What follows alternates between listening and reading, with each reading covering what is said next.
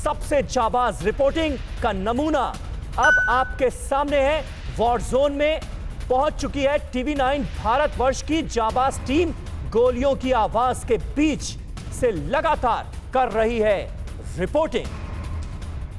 और war zone में पहुंचते ही टीवी9 भारतवर्ष का फायरिंग से सामना हुआ। टीवी9 के कैमरे पर गोलियों की आवाज रिकॉर्ड हुई।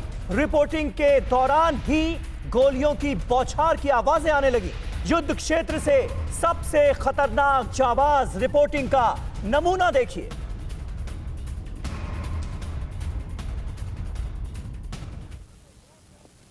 देखिए बात में पहले आपको सुमेरी बता दूं कि अभी हम जहां खड़े हैं अभी हमारे कानों में आर्टिलरी की आवाज पड़ रही है। यहां से कुछ दूरी पर ही फायरिंग चल रही है और अभी जब नजदीक पहुंचेंगे तो शायद वो आपको वो आवाज सुनाई पड़े, लेकिन वो धमाके यहां हमको सुनाई पड़ रहे हैं जहां पर हम खड़े हुए हैं इस समय।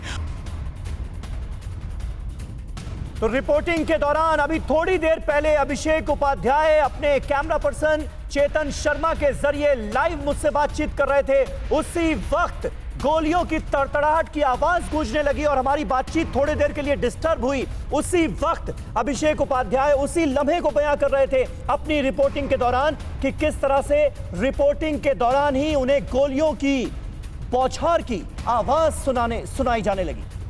हम पहुंच चुके हैं काराबाग में। ये जो आप पीछे देख रहे हैं ये काराबाग का विक्ट्री मेमोरियल है, काराबाग का प्रतीक है। काराबाग शुरू होता है यहां से 1994 में, जब काराबाग को लिबरेट किया था अजरबैजान के कब्जे से, तब ये मेमोरियल बनाया गया था 1994 में। और देखिए यहां पर लिखा हुआ है, जो यहाँ पर आर्मी जो यहाँ की भाषा में लिखा हुआ है, इसका जो हमने पूछा लोकल से, इसका मतलब ये है कि हम शुक्रिया करते हैं भगवान का कि हमको उसने आजाद करवाया उन फोर्सेस से। ये है मेमोरियल, विक्ट्री मेमोरियल। काराबाग जब भी कोई आता है तो यही शुरुआत होती है।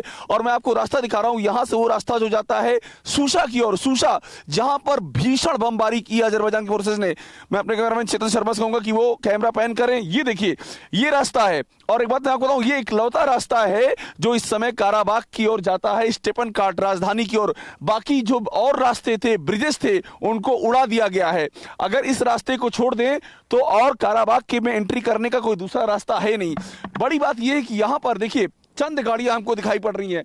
अधिकतर मिलिट्री कानवाई ही इधर से जा रहा है। कुछ गाड़ियां हैं वो भी जो विदेशी जर्नलिस्ट आए हैं उनकी गाड़ियां हैं। और बहुत ही जबरदस्त छानबीन और चेकिंग की जा रही है।